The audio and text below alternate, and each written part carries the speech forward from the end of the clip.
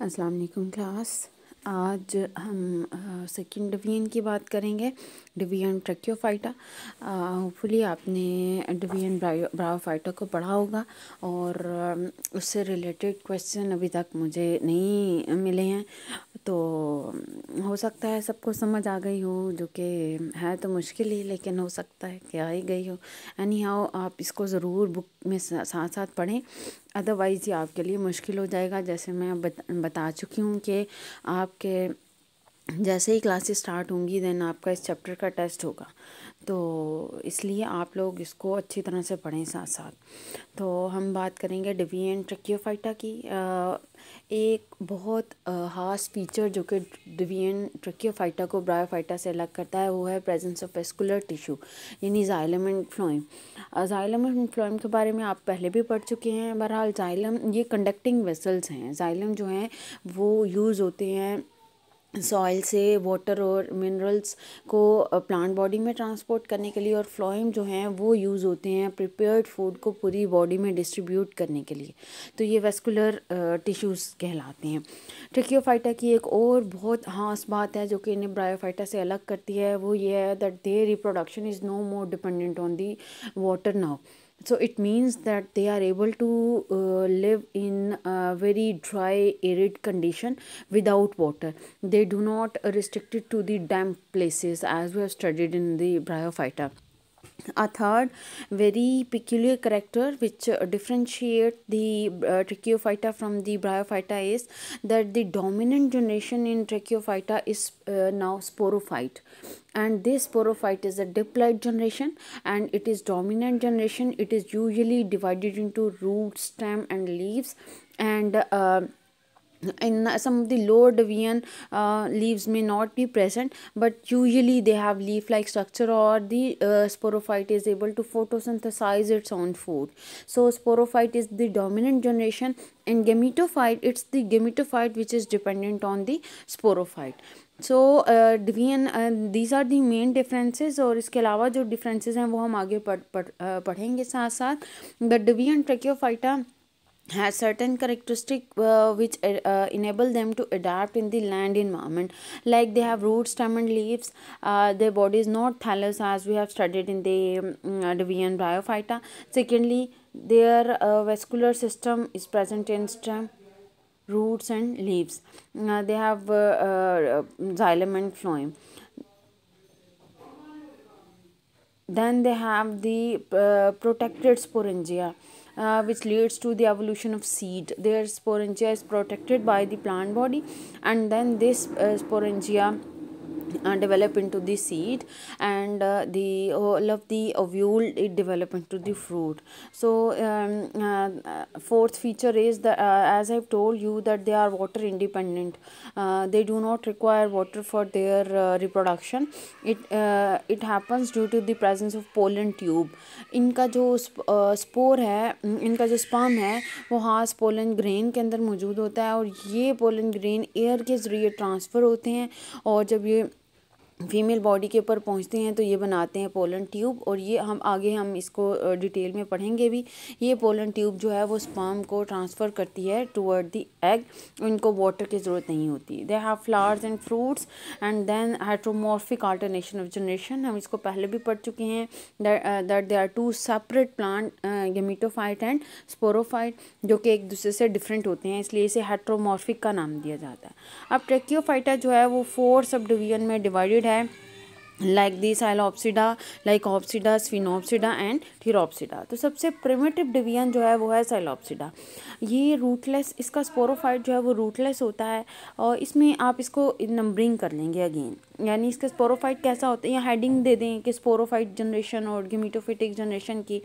तो इनका जो स्पोरोफाइट है वो रूटलेस होता है, और स्टेम जो है वो डिफ्रेंशिएट होती है, एक अंडरग्राउंड टिश्यू होता है जो कि रूट लाइक होता है, लेकिन but these are not proper root, तो इसे हम राइजोम का नाम देते हैं। ये राइजोम जो है वो इसके ऊपर छोटे छोटे से हेयर लाइक स्ट्रक्चर्स मौजूद होते हैं, जिनको राइजाइड का नाम दिया जाता है, and of course they are related to the water absorption. तो इसके बाद इनमें जो भी पार्ट्स हैं इनके वो डाइकोटमस होते हैं। अब डाइकोटमस से क्या मुराद है ये हम आगे देखेंगे कि ब्रांचेस जो है वो वाई शेप्ड होती हैं, यानी divided into the two parts, to रोज़ में डिवाइडेड होती हैं। इसके बाद इनके जो एरियल ब्रांचेस हैं, यानी जो बाहर की तरफ होती है ज़मीन से बाहर, वो ग्रीन होती हैं, लीफलेस होती हैं और उनके ऊपर छोटे छोटे आउटग्रोथ होते हैं और स्टेम ही फोटोसिंथेसाइज जो है वो करती है। कुछ ब्रांचेस जो हैं वो रिप्रोडक्टिव होती हैं, उनके ऊपर एक राउंड सा स्ट्रक्चर होता है जिसे स्पोरेंजिया का नाम दिया जाता है और इसके अंदर स्पोर जो हैं वो बनते हैं। और इसी तरह से इनमें वैस्कुलर टिश्यू मौजूद होता है क्योंकि ये टेक्योफाइट्स हैं और इनको सबसे एंशिएंट ग्रुप का नाम दिया जाता है।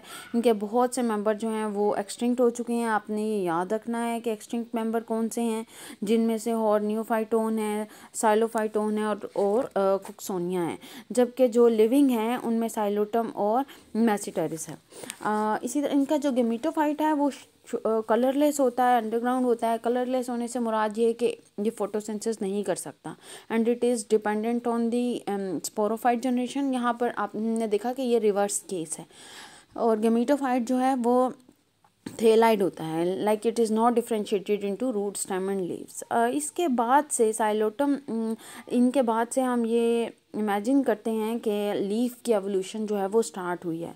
और लीफ की जो है वो एवोल्यूशन किस तरह से स्टार्ट हुई है, जैसे आप ये यहाँ पर ये देख सकते हैं structure, you can see here कि ये ब्रांचेस जो हैं ये डाइकोटमस हैं। और डाइकोटमस से क्या मुराद है कि ये आप देख सकते हैं कि ये वाई शेप्ड है, ये जहाँ पर भी हैं ये दो ब्रांचेस में डिवाइडेड हैं। Like this is a typical dichotomous structure. ये जो इस तरह से ये स्ट्रक्चर है वाई शेप्ड, ये डाइकोटमस स्ट्रक्चर कहलाता है। अब ये जो हम फीचर इनका पढ़ रहे हैं, यही डाइकोटमी जो है ये इब्तदा थी लीफ फॉर्मेशन की। तो लीफ टेक्निकली दो तरह के हैं, एक है माइक्रोफिल्स और एक है मेगाफिल्स। माइक्रोफिल में ऐसे हैं जिनमें सिर्फ एक सिंगल वेन पाई जाती है और मेगाफिल्स बड़े लीव हैं जिनके अंदर बहुत सी वेनेशन जो है वो पाई जाती है। आपने लीफ को देखा होगा, उसमें मतलब वेन्स जो हैं यानी वेस्कुलर टिश्यूज़ नज़र आते हैं, वो बहुत सी तरह के होते हैं। जैसे कि अगर ये एक माइक्रोफिल है तो इसमें एक सिंगल वेनेशन जो है वो पाई जाएगी, और लेकिन ये अगर एक मेगा फिल है तो इसमें बहुत सी वेनेशन इस तरह से ये वेस्कुलर टिश्यू को रिप्रेजेंट कर रही होती हैं, ये पाई जाएंगे। ये वाले लीव्स आपको मोस्ट कॉमनली जो है वो देखने को मिलते हैं और ये ज़्यादा वेल अडेप्टेड होते हैं। अब लीफ एवॉल्व कैसे हुआ है, इसके मुख्तलिफ स्टेप हैं, जिनमें से फर्स्ट स्टेप है ओवरटॉपिंग। अब यहाँ पर ये सारे स्टेप इस डायग्राम में दिखाए गए हैं। ओवरटॉपिंग से क्या मुराद है कि ये मतलब ब्रांचेस जो कि आप देख सकते हैं डाइकोटमस हैं, ये डाइकोटमस ब्रांचेस जो हैं ये एक दूसरे के ऊपर ओवरलैप कर रही हैं, जिसमें से किसी का साइज़ बड़ा है, किसी का साइज़ छोटा है, लेकिन ये आउट ग्रो कर रही हैं, ओवरलैप कर रही हैं। और फिर क्या हुआ है कि इन्होंने प्लेनेशन स्टार्ट कर दिया। प्लेनेशन से मुराद है कि ये एक प्लेन पर आना शुरू हो गई हैं लाइक दिस, और इस प्लेनेशन में आने के बाद इन पर बनना शुरू हो गए हैं यहाँ पर पैरेन्काइमेटस टिश्यू बन गए हैं, जिसके नतीजे में इनकी शेप कुछ इस तरह से हो गई है। ये यहाँ आप देख सकते हैं कि ये डाइकोटमस ब्रांचेस को कवर किया हुआ है एक थिन लेयर ऑफ टिश्यू ने, जो कि पैरेन्काइमा टिश्यू होता है। अब यही इब्तिदा थी लीफ फॉर्मेशन की, इसे आप फ्यूजन के प्रोसेस का नाम भी देते हैं, जिसमें ये जो ब्रांचेस हैं ये फ्यूज़ हो गई हैं एक सिंगल जो है वो टिश्यू में। तो इस तरह से जो लीफ है वो एवॉल्व हुआ होगा, और ये कहा जाता है कि लीफ के एवॉल्व होने का प्रोसेस बहुत स्लो रहा होगा और इसमें तकरीबन 15 to 20 मिलियन ईयर्स जो हैं उसका टाइम पीरियड लगा होगा। तो this evolution of leaf is very important, आप as an long question as well, आपने इसे अच्छी तरह से याद करना है। जो सेकंड डिवीजन है वो है लाइकोप्सिडा। अब जो लाइकोप्सिडा है उसमें भी डोमिनेंट प्लांट जो कि आपको ये नज़र आ रहा है, ये स्पोरोफाइट जनरेशन है। स्पोरोफाइट जो है वो डिफ्रेंशिएटेड होता है into root, stem and true leaves. यहाँ पर लीव्स जो हैं वो मौजूद होते हैं, लेकिन इनके लीव्स स्मॉल होते हैं, सिंगल वेन्ड होते हैं, यानी इनको क्या कहते हैं, माइक्रोफिल्स का नाम दिया जाता है। अब लीफ की जो अरेंजमेंट है वो अपोजिट भी हो सकती है और स्पाइरल भी हो सकती है। यानी अपोजिट अरेंजमेंट किस तरह की अरेंजमेंट होती है कि ये स्टेम है, इस पर ये लीफ है और ये लीफ है, ये अपोजिट अरेंजमेंट होती है। और स्पाइरल अरेंजमेंट यानी यहाँ सारे इस तरह से ये लीव्स मौजूद होते हैं, स्पाइरली अरेंज होते हैं। 3 डायमेंशनली। अब ये जो स्पोरोफाइट है इसकी जो है वो इसकी एक इस पर एक स्टेम लाइक स्ट्रक्चर के ऊपर स्पोरेंजिया मौजूद हो सकता है। और कुछ इनमें ऐसे प्लांट्स हैं लाइकोपोडियम जिसमें 2 डिफरेंट तरह के स्पोरेंजिया जिसमें सिर्फ एक तरह का स्पोरेंजिया पाया जाता है। जबकि जो कुछ ऐसे हैं लाइक स्लेजिनेला जिसमें 2 डिफरेंट तरह के स्पोरेंजिया पाए जाते हैं, जिनमें से एक माइक्रोस्पोरेंजिया कहलाता है और एक जो है वो मेगास्पोरेंजिया कहलाता है। माइक्रोस्पोरेंजिया में माइक्रोस्पोर्स होते हैं यानी मेल पार्ट, और मेगास्पोरेंजिया में मेगास्पोर होते हैं यानी फीमेल पार्ट जिसमें एग मौजूद होता है। लाइकोपोड्स को क्लब मॉसेस या स्काइप मॉसेस भी कहा जाता है। और यहाँ पर जो स्पोर हैं वो ज़्यादातर ये होमोस्पोरी शो करते हैं, यानी एक ही तरह के स्पोर्स जो हैं वो बनते हैं। तो लेकिन कुछ जो हैं वो हेट्रोस्पोरी भी शो करते हैं जिसमें 2 डिफरेंट स्पोर बनते हैं। एक ही तरह के स्पोर का मतलब है कि वो एक ही तरह के स्पोरेंजिया में बनते हैं, लेकिन हेट्रोस्पोरी का मतलब है हैविंग 2 डिफरेंट स्पोर, जिनमें से एक मेल स्पोर होगा और एक जो है वो फीमेल स्पोर होगा। तो ये आपने इसको देख लेना है। सेकंड जो थर्ड इसकी डिवीजन है वो है स्फिनोप्सिडा, जिन्हें हॉर्सटेल का नाम दिया जाता है। स्फिनोप्सिडा में जो स्पोरो भी डोमिनेंट जनरेशन जो है वो स्पोरोफाइट होती है। It is truly differentiated into root stem and leaves, और इनके लीव्स जो हैं वो एक्सपैंडेड होते हैं, स्केल लाइक होते हैं। और इनकी एक और ख़ास बात है कि इनको जो है वो आर्थ्रोफाइट्स का नाम दिया जाता है। आर्थ्रोफाइट्स क्यों कहा जाता है? जैसे हम आर्थ्रोपोड्स का भी को भी आप जानते होंगे, उनको भी आर्थ्रोपोड यानी इंसेक्ट्स भी आर्थ्रोपोड हैं। उन आर्थ्रोपोड का मतलब है हैविंग जॉइंटेड बॉडी। इसी तरह से आर्थ्रोफाइट्स वो प्लांट जिनकी बॉडी में जॉइंट्स मौजूद हों। यहाँ पर इनकी आप स्टेम देख सकते हैं। ये स्टेम जो है वो एक स्मूथ नहीं है, बल्कि इस पर बहुत से रिजेस और फरोज मौजूद हैं, और इनके ऊपर बंच ऑफ ब्रांचेस जो हैं वो मौजूद होते हैं। You can also search there plant, जो कि जिसकी एग्जांपल इक्विसिटम है, उसको आप गूगल पे सर्च करके इसका देख सकते हैं स्ट्रक्चर भी। जो स्पोरेंजिया होते हैं वो एक गुच्छे की तरह से होते हैं, एग्रीगेटेड होते हैं ऑन दी स्पोरेंजियोफोर, और इनको कलेक्टिवली जो है वो स्ट्रॉबिलाई का नाम दिया जाता है। और जो स्पोरेंजियोफोर होता है वो स्टाक लाइक होता है, और इसके अलावा ये अपनी डिस्क के नीचे की तरफ मौजूद होता है। और गमीटोफाइट उसी तरह से थेलाइड होगा, और वो डिपेंडेंट होता है ऑन दी स्पोरोफाइट।